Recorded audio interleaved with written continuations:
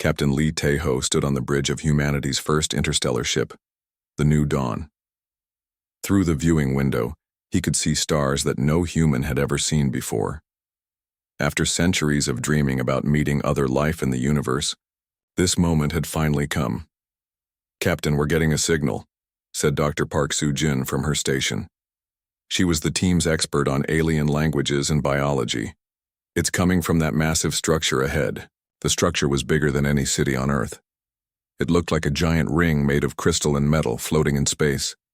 Ships of strange designs moved around it, like busy insects. "This is it," said Ambassador Kim Do-woon. He was Earth's chosen representative for this historic first meeting.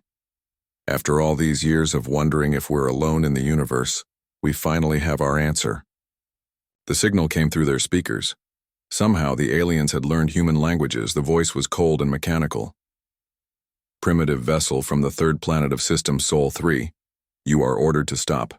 You will be escorted to the Galactic Council for evaluation." 3 alien ships appeared around the New Dawn. They were sleek and powerful, making the human ship look like an old toy. Captain Lee had no choice but to follow them. Inside the massive station, the humans saw wonders beyond their imagination. Creatures made of living crystal walked alongside beings that looked like floating clouds of gas. Some aliens had too many arms, others had no arms at all.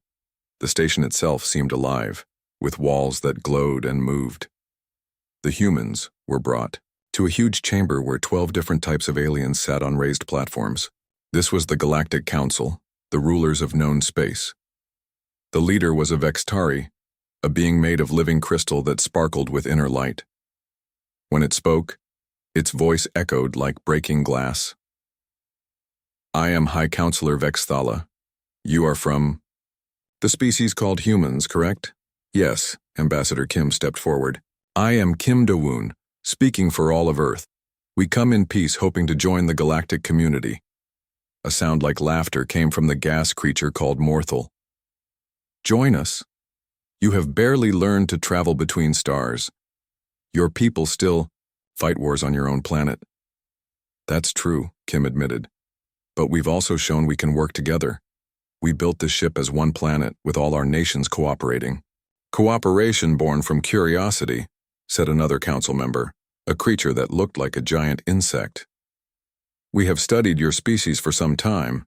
You are warriors by nature, violent, unpredictable." Dr. Park Soo-jin couldn't stay quiet anymore. "Every species probably had to fight to survive and grow. Surely you understand that." The crystal being's light grew brighter, which seemed to mean anger. "We achieved civilization by moving beyond such primitive behaviors. You humans still glorify violence in your entertainment. Your history is nothing but war after war." Captain Lee felt his temper rising. "We've also created art, music, literature. We've explored our world and reached for the stars. We've learned to cure diseases and help each other. And yet," said Morthul, "when faced with problems, your first solution is often violence. We cannot allow such a species to roam freely among the peaceful civilizations of the galaxy." The High Counselor raised one crystalline arm. "The Galactic Council has decided. The human species is classified as a Class 7 primitive warrior race. You are restricted to your home solar system until further evaluation." "What does that mean?" Ambassador Kim asked. "It means you will return to your system and stay there. We will place a containment field around your star system. No human ship will be able to leave." Captain Lee stepped forward angrily.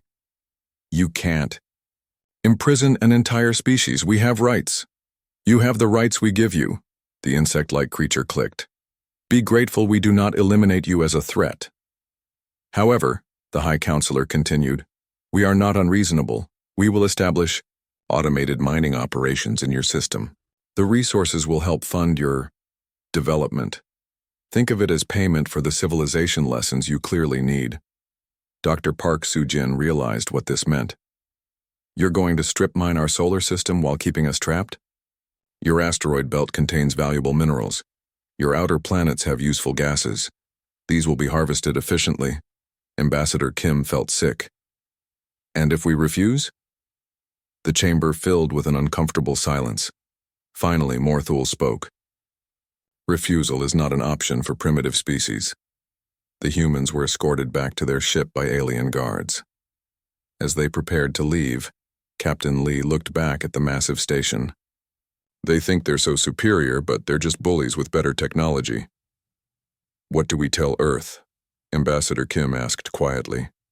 Dr. Park Soo-jin was already working at her computer, copying every bit of information she had gathered about alien technology. We tell them the truth. We're not welcome in their club, but maybe we don't need their permission. The journey back to Earth took 3 weeks. When they arrived, they found that the aliens had kept their promise. A shimmering energy barrier surrounded the entire solar system. Earth's most powerful rockets couldn't break through it. The news of humanity's rejection spread quickly. Instead of despair, something unexpected happened. The nations of Earth, which had argued and fought for centuries, began to unite like never before. They think we're too violent to join them? President Moon Jae-hoon said during an emergency meeting of world leaders. Maybe they're right. Maybe that's exactly what we need to be. Within months, the Terran Defense Coalition was formed. Every nation contributed their best scientists, engineers, and military leaders. The goal was simple: learn everything possible about alien technology and find a way to break free. Engineer Yoon Hye-jin led a team studying the energy barrier. It's not just a wall, she explained to the coalition leaders. It's a complex system that bends space itself. But every system has weaknesses. General Seo Jae-wook was more direct. They underestimated us once. They think we're primitive. Let's make sure that mistake costs them dearly. As Earth united under the threat of alien oppression, huge mining machines appeared throughout the solar system. They began tearing apart asteroids and mining the moons of Jupiter and Saturn. The aliens were taking what they wanted while keeping humanity trapped. But humans had never been good at accepting cages. In secret facilities around Earth, the brightest minds worked day and night. They studied every piece of alien technology they could find. They planned and built and prepared. The Galactic Council had made their first mistake. They thought humans would accept their fate quietly. They were about to learn how wrong they could be. 3 years had passed since the aliens trapped humanity in their own solar system. Admiral Choi Min-ho watched through his telescope as another massive alien harvester tore chunks from Europa, one of Jupiter's moons.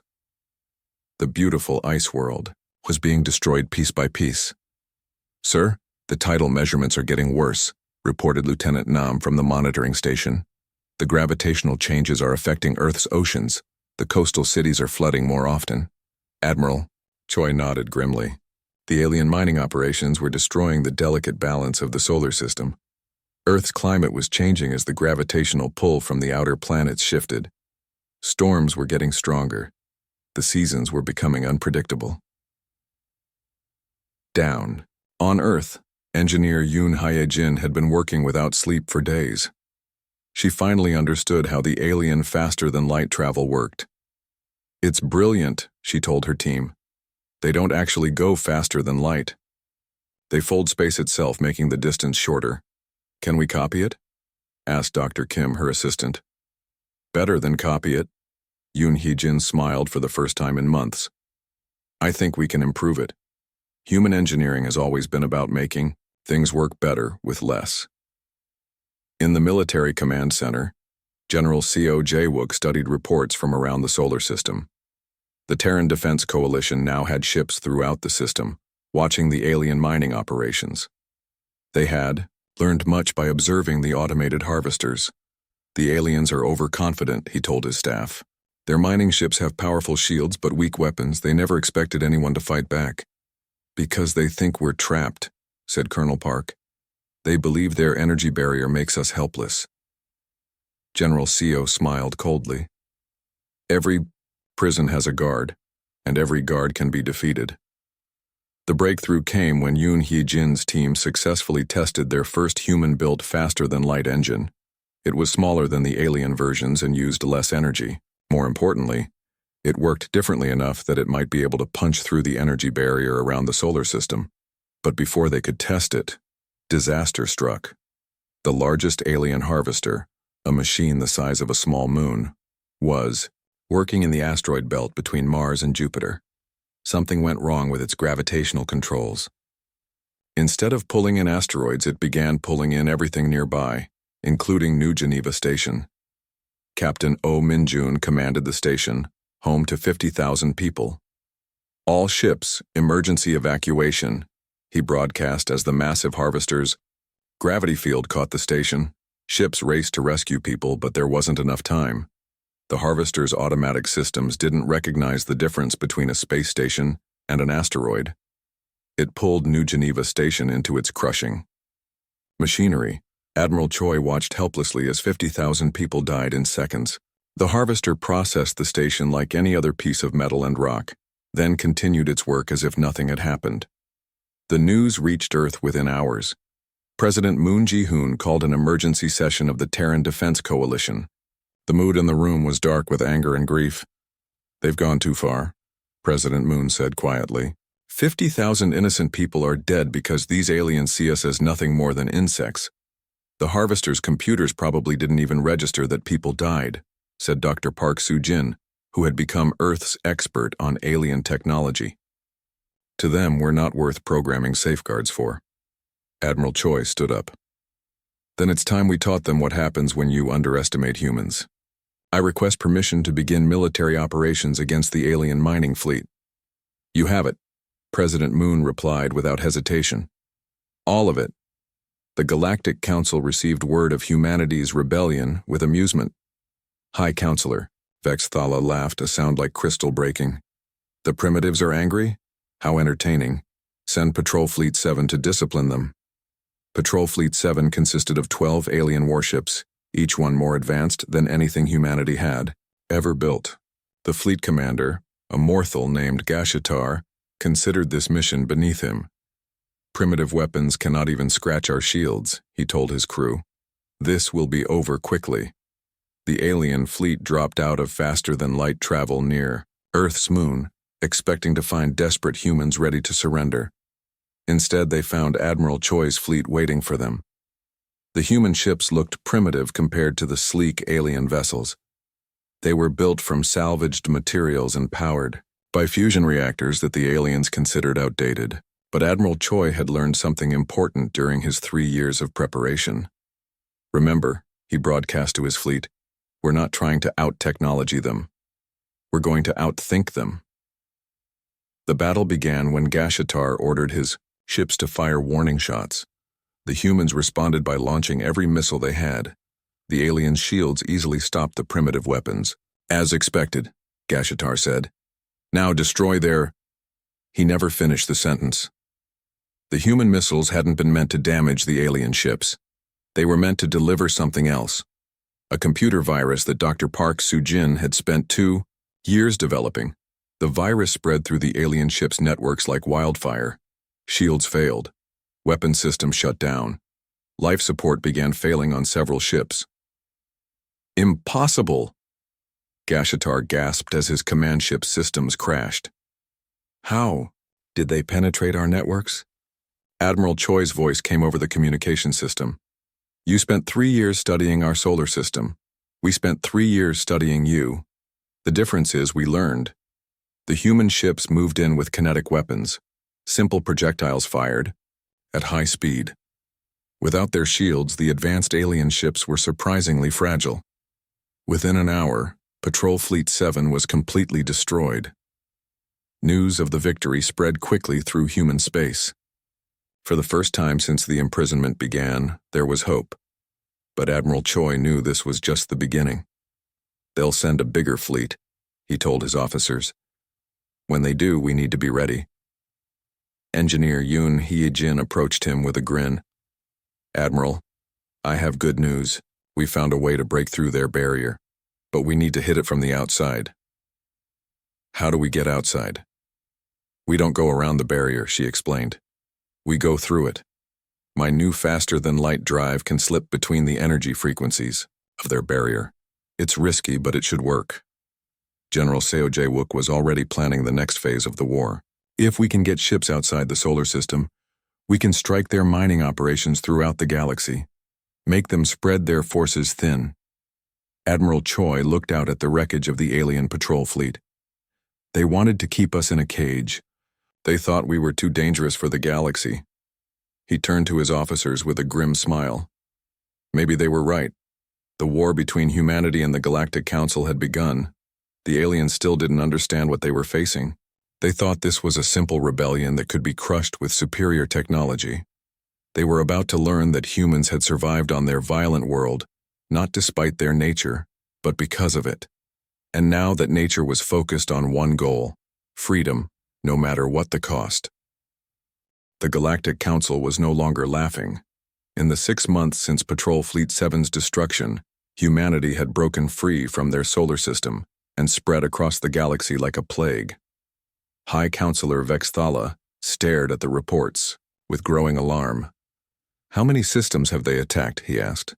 47 mining operations destroyed, reported the military advisor, a creature that looked like a walking tree. 18 transport convoys captured, and they're getting bolder. The humans weren't fighting like any species the Council had ever seen. Instead of massive fleet battles, they used small groups of fast ships that struck without warning and disappeared before help could arrive. They studied each alien species and found their weaknesses, then used those weaknesses without mercy. Captain Lim So-young flew her stealth fighter through the gas clouds of the Helix Nebula. Her target was a Morthul command ship, one of the gas-being species that had mocked humanity at that first meeting. The Morthul thought themselves safe in their cloud ships, but Dr. Kang Hyun-woo had developed something special for them. "Remember," Dr. Kang's voice came through her communicator, "the weapon only works on their specific biology.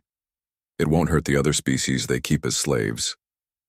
Captain Lim smiled grimly. The humans had learned that most of the galaxy wasn't actually happy under Council rule. Many species were forced to serve, kept in line by fear and superior technology. But humans offered something different: freedom. She fired the bioweapon into the Morthul ship's atmosphere. Within minutes, the gas beings inside began to solidify, their cloud-like bodies becoming heavy and unable to function. The ship's other crew members from different species were unharmed. "This is Captain Lim of the Terran Navy," she broadcast, to the disabled ship.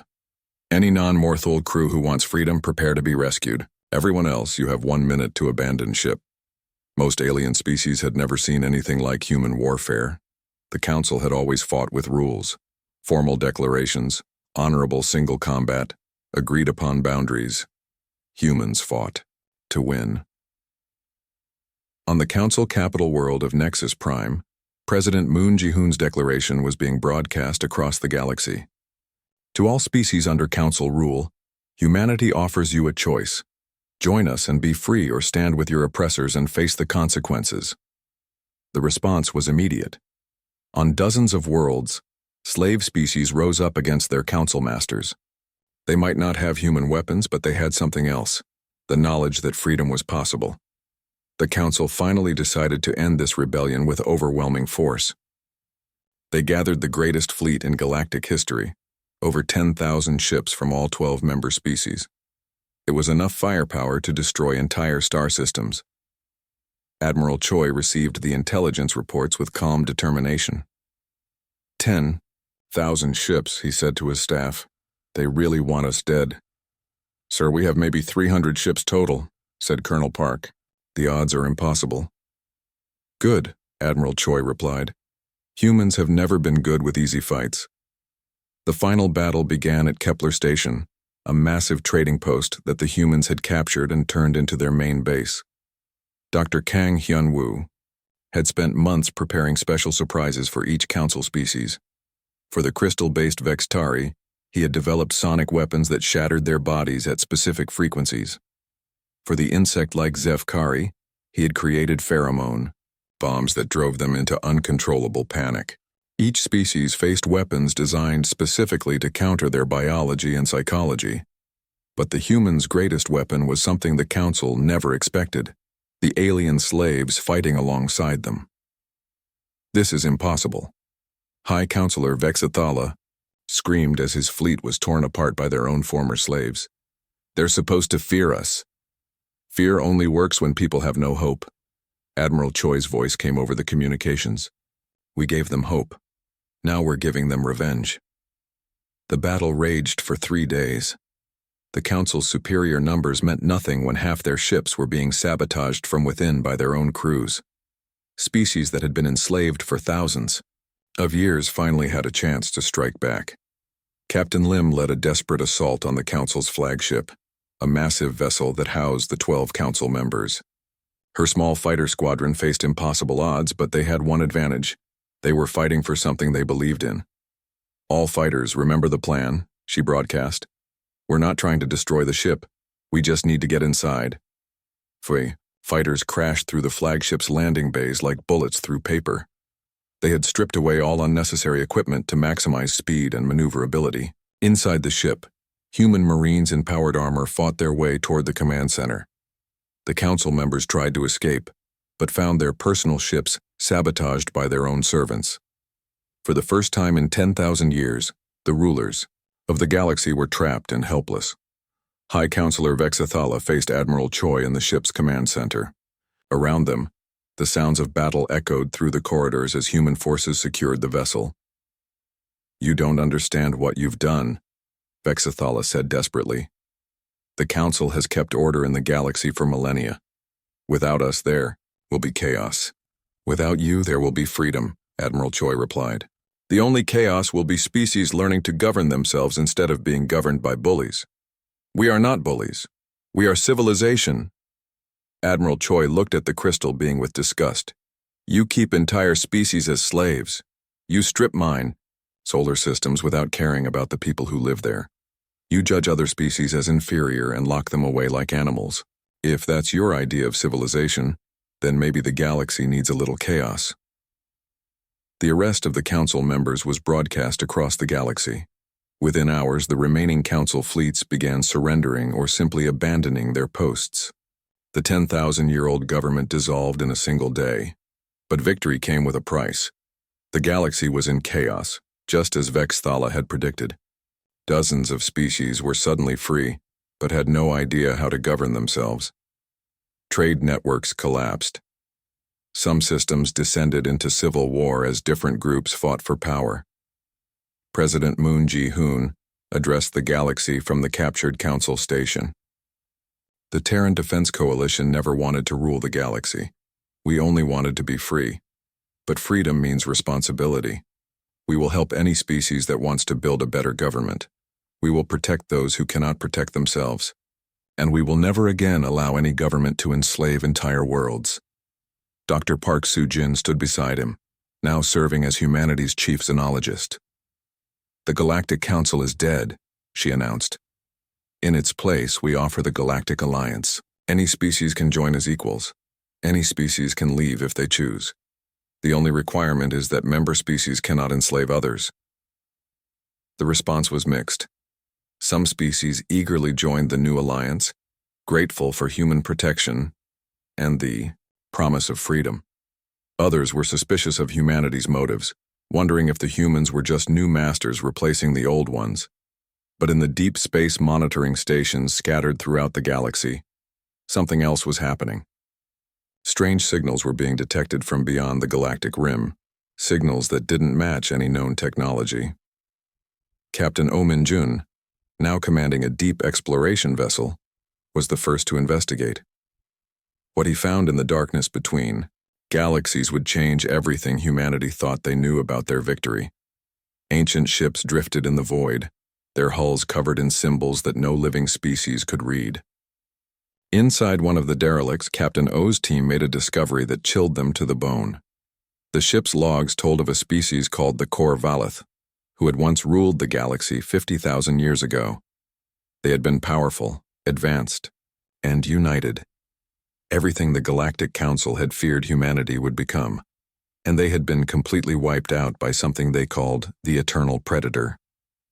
The last entry in the ship's log was a desperate warning. If you are reading this, then the cycle continues. The Predator sleeps between the galaxies, but when it wakes, it will come for those who grow too strong. We tried to stop it. We failed. Perhaps you will do better. Perhaps you will break the cycle that has repeated for millions of years.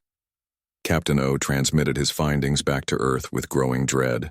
Humanity had won the war against the Galactic Council, but they might have just painted a target on themselves for something far worse. The galaxy was free, but freedom had awakened something that had been sleeping in the dark between the stars. And it was coming. 2 years had passed since the Galactic Council's defeat, and humanity was learning that winning a war was easier than keeping the peace. Director Bae Young-sik looked tired as he reviewed reports from across the galaxy in his office aboard Unity Station, the new capital of the Galactic Alliance. 17 border disputes this week, he told his assistant. The Zefkari and the Morthul are fighting over mining rights in the Vega system. The former council worlds are demanding reparations for war damages.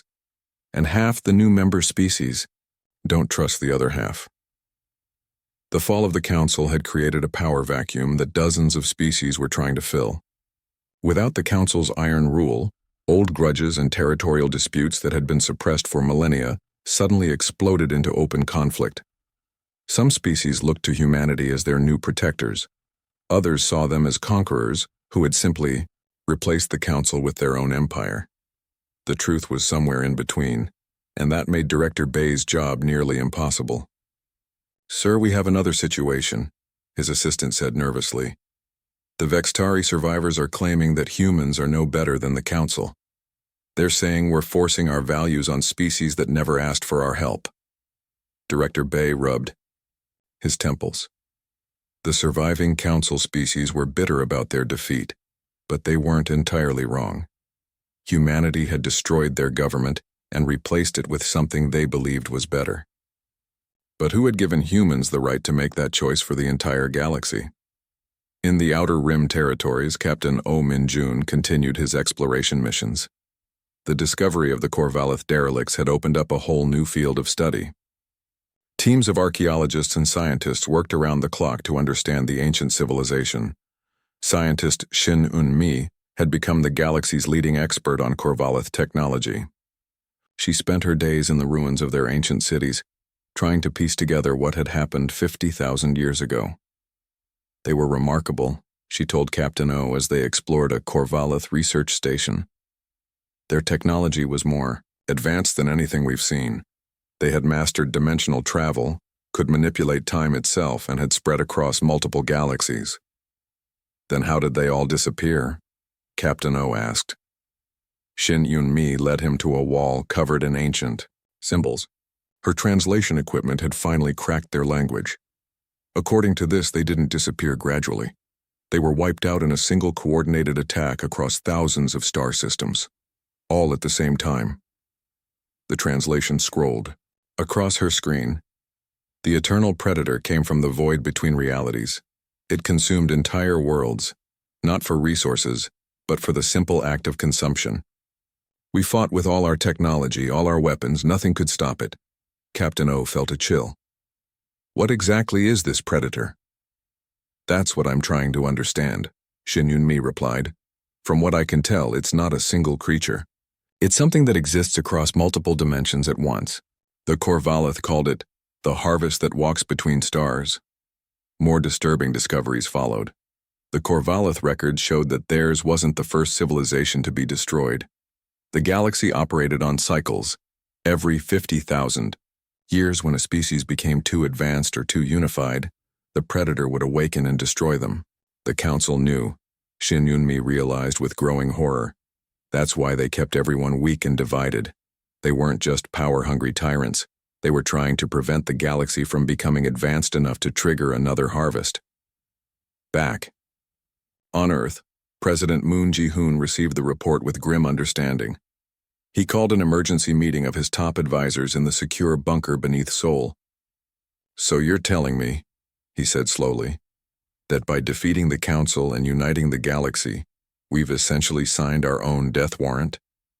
"It's possible," admitted Dr. Park Soo-jin, who had become Earth's chief advisor on alien affairs. "The pattern is consistent. Advanced civilization emerges, spreads across the galaxy, becomes too powerful, then gets wiped out by this predator entity." General C.O.J. Wook, Now the Alliance's supreme military commander was more direct. "How long do we have?" "The cycles aren't exact," Dr. Park replied. "Sometimes it's 45,000 years, sometimes 55. The last harvest was when the Corvallis were destroyed. That was 50,000 years ago. So we're overdue," the president said grimly. Captain O's next discovery confirmed their worst fears. Deep in Corvallis space, his team found a massive monitoring station that was still partially functional. It had been designed to watch the space between galaxies, looking for signs of the Predator's return. "The readings are off the charts," reported his science officer, Lieutenant Yu. "There's something massive moving in the void between our galaxy and Andromeda. The energy signatures don't match anything we know." Shin Eunmi worked frantically to restore the ancient warning systems. When she finally succeeded, the results were terrifying. The station's sensors detected a presence in the dark space between galaxies that dwarfed anything in the known universe. "It's not just big," she told Captain O with a shaking voice. "It's bigger than entire star systems, and it's moving toward us." The discovery was kept secret from the general public, but word leaked to some of the former council species. The surviving Vextari, led by a crystal being named Vex Kala, demanded an emergency meeting with human leadership. "You fools!" Vexikala raged at Director Bay in the Unity Station conference room. "Do you understand what you've done? The council existed for one purpose: to keep the galaxy from becoming strong enough to attract the Predator's attention. So, you enslaved entire species to save them?" Director Bay replied angrily. "You kept the galaxy weak and divided for your own protection?" "For everyone's protection. The Corvallis thought they could fight it. They were the most advanced civilization in galactic history, and they were wiped out in a single day." Dr. Park Sujin studied the translated records. According to these logs, the Corvallis tried to hide from the Predator by scattering across multiple galaxies. When that failed, they tried to fight it with dimensional weapons. Nothing worked. "Because it can't be fought." Vexkala's crystal form flashed with desperate light. "It exists in dimensions we can't even perceive. It feeds on advanced civilizations like a predator feeds on prey. The only defense is to never become advanced enough to attract its attention." General Seo reviewed the military reports with growing concern. The Alliance fleet was powerful by galactic standards, but compared to what the Corvallis had possessed, humanity's weapons were like stone axes. "We need more time," he told the Emergency Council. "If this thing is really coming, we need to study the Corvallis technology and figure out how to improve our defenses." President Moon made the hardest decision of his life. "We're going to do what the Council never did. We're going to tell everyone the truth. Every species in the Alliance deserves to know what's coming." The announcement sent shockwaves across the galaxy. Some species panicked and tried to flee to distant corners of space. Others demanded that humanity disband the Alliance and return to the old ways of keeping civilizations separate and weak. But many species made a different choice. They chose to stand and fight. "If this predator feeds on advanced civilizations," said Captain Lim So-young during a strategy meeting, "then maybe the solution isn't to stay primitive. Maybe we need to become so advanced that we can actually hurt it." Admiral Choi, now commanding the combined Alliance fleet, nodded grimly. The Council's way failed. The Corvallis' way failed. Maybe it's time to try the human way. "Which is?" asked Director Bay. "When something tries to eat you," Admiral Choi replied, "you make sure it chokes." Deep in the void between galaxies, something ancient stirred. The eternal predator had been sleeping for 50,000 years, waiting for the galaxy to grow strong enough to be worth harvesting. Now it sensed what it had been waiting for: a unified civilization that had spread across thousands of worlds. It was time to feed again. The sensors on the restored Corvallis monitoring stations began screaming warnings as something impossible emerged from the darkness between stars. The predator wasn't a single entity. It was a swarm consciousness that could manipulate space and time itself, and it was hungry. The first sign of the predator's arrival was the silence. Deep space monitoring stations along the galactic rim simply stopped transmitting. One by one, the warning beacons went dark as something consumed everything in its path. Fleet Admiral Wang Seung-ho stood in the command center of the Alliance's newest flagship, the Defiance. Around him, holographic displays showed the approaching darkness as entire star systems vanished from their sensors. "How is it moving so fast?" asked Captain Nam Subin, who led the first contact team. "Our calculations said we had months before it reached inhabited space." Dr. Ryu Haiwan, the Alliance's chief scientist studying the Predator, looked pale. "It's not moving through space the way we understand it. It's manipulating space-time itself, folding the distance between galaxies. At this rate, it will reach the outer colonies within days." The truth was worse than anyone had imagined. The Eternal Predator wasn't just one creature. It was a vast swarm intelligence that existed across multiple dimensions simultaneously. It could appear in dozens of star systems at once, consuming entire worlds before defenders could even respond. "The Corvallis records were incomplete," Dr. Ryu continued. "This thing doesn't just destroy civilizations. It learns from them. Every species it consumes makes it smarter, more adaptable." President Moon Jae-hoon received the final evacuation reports with a heavy heart. Billions of beings had fled from the outer rim toward the galactic core, but there was nowhere to run from something that could manipulate space itself. "Status report," he asked Director Bay during their emergency meeting. "We've lost contact with 47 star systems in the past 6 hours, Director Bay replied. "The refugee ships report the same thing everywhere. The Predator arrives. Reality itself seems to break down and then nothing." The first direct encounter came when Captain Oh Min-jun's exploration fleet was caught at the edge of Predator space. What they saw defied human understanding. "It's not a ship or a creature," Oh reported back to Alliance Command. "It's like space. Itself has become hungry. Reality twists and bends around it. Our instruments can't even properly measure what we're seeing." The Predator's approach created gravitational anomalies that tore apart entire solar systems. Planets were pulled from their orbits. Stars began to collapse or explode as the fundamental forces of physics were manipulated by the alien intelligence.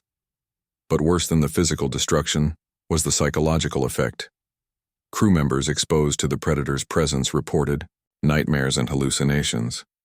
Some spoke of hearing voices from dead civilizations, the screams of species consumed over millions of years.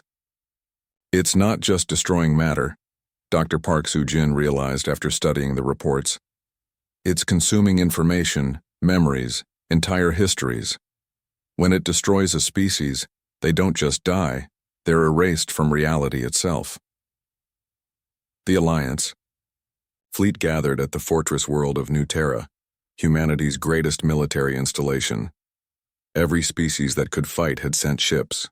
Former enemies stood side by side as they prepared for the galaxy's last battle. Admiral Wang addressed the combined fleet over the communications network. "We know what we're facing. Every previous civilization that fought this thing lost. But we have something they didn't. We have each other.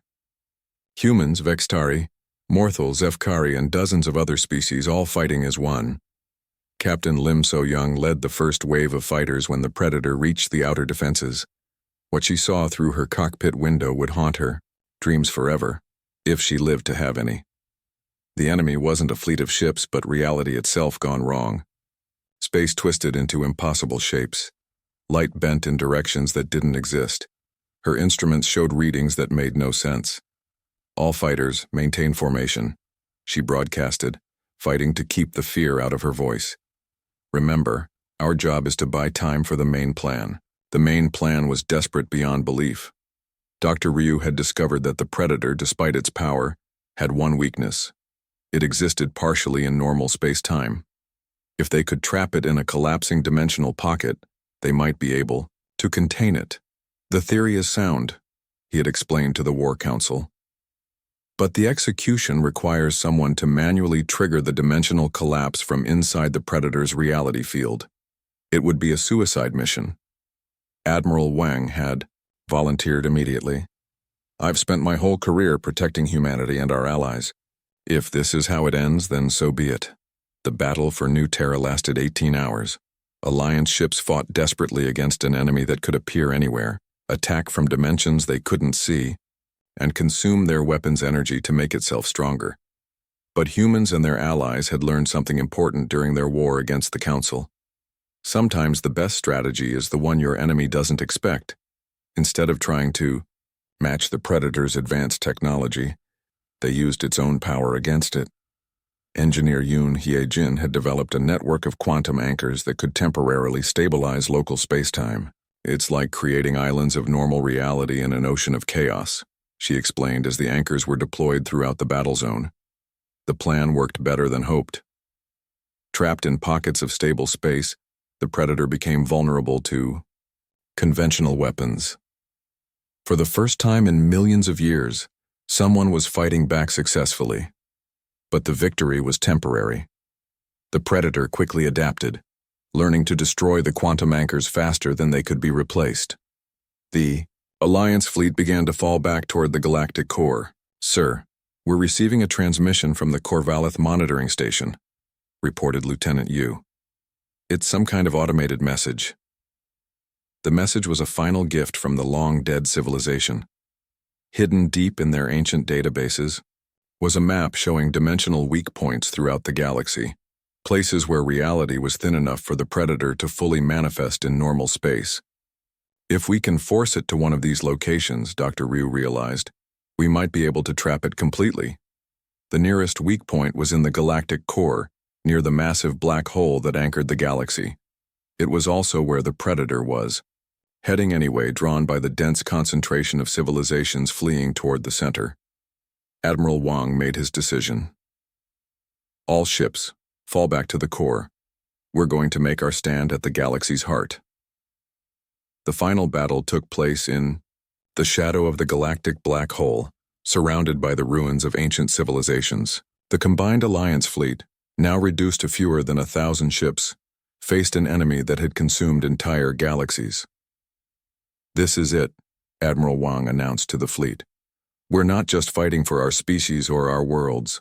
We're fighting for the right of intelligence to exist in this universe. If we fail, everything we've ever been, everything we've ever built, will be erased." Captain Nam Subin piloted the suicide ship carrying the dimensional collapse device. As she flew toward the Predator's reality field, she thought about humanity's journey from a single world to the defenders of galactic civilization. "For everyone who came before," she whispered, "and everyone who comes after." The dimensional pocket collapsed like a dying star, creating a wound in space-time itself. The Predator, caught partially in normal space by the quantum anchors, was pulled into the collapsing dimension, but it fought back with the power of consumed galaxies. The fabric of reality began to tear as two opposing forces, the Predator's hunger and the dimensional collapse, battled for supremacy.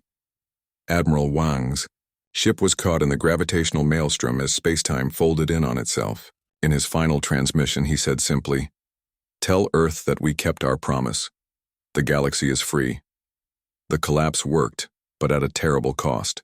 The dimensional implosion created a permanent scar in reality, a wound that would never heal. The Predator was contained, trapped in a prison of twisted spacetime. But so was everything else caught in the collapse. Thousands of ships, millions of Alliance personnel, and Admiral Wang himself were lost in the final moment. But their sacrifice had worked. President Moon stood on the observation deck of Unity Station, looking out at the galaxy they had saved.